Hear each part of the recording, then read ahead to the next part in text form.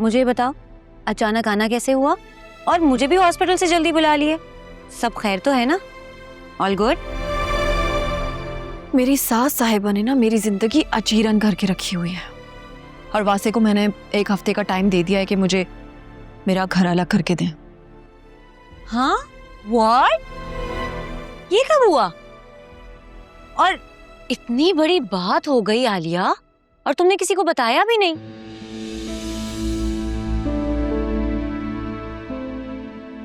मैं तो ये सोच रही हूँ नौशीन आंटी ने तो घर में फसाद बर्पा कर दिया होगा। कल रात में ही ये बात वासे से हुई है, और जब मैंने ये बात वासे को बताई तो उनके तो होश ही उड़ गए थे।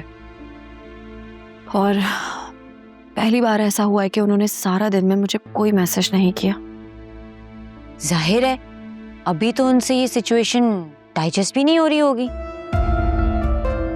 नौशीन आंटी को लगता है कि उनकी औलाद उनसे ज्यादा मेरा कहना मानती है।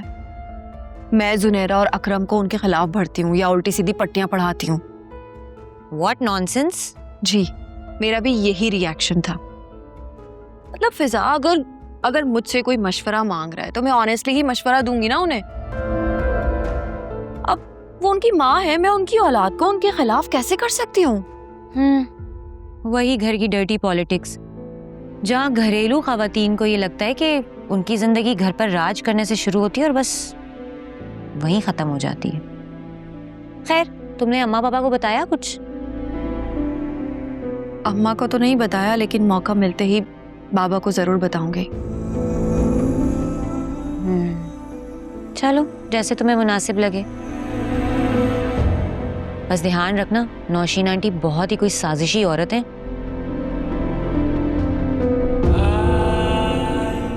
तुम्हारे और अकरम के दरमियान जो कुछ भी रहा, मुझे तो समझ नहीं आ रहा कि मुझे क्या रिएक्ट करना चाहिए, क्योंकि मैं तो पहले दिन से ही इस रिश्ते के हक में नहीं थी। मैं जानती हूँ, और शायद तुम ठीक ही कहती थी। अकरम शायद किसी रिलेशनशिप के लिए रेडी ही नहीं था, और शायद आगे होगा भी नहीं। उसने मुझे बड़ा मायूस किया। तुम्हें पता है, वो मेरे हॉस्पिटल आया था अपनी मोहब्बत का यकीन दिलाने, पर मैं क्या करूं? मोहब्बत का यकीन ना अल्फाजों से नहीं होता, अमल से होता है, जिसमें शायद वो नाकाम रहा।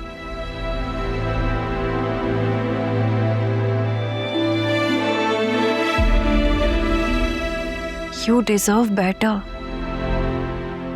और न्यूजीलैंड जाकर तो तुम सब भूल जाओगी। पहले प्यार को भुलाना इतना आसान नहीं होता, लेकिन मैं कोशिश करूंगी। तुम तो बहुत प्रैक्टिकल हो गई हो, वरना मुझे तो लग रहा था कि तुम खुद को कमरे में बंद कर दोगे, रोना धोना करोगे, शोक मनाओगे। बस मेडिकल पढ़ने से मैंने ये जरूर सीख लिया, जब मैं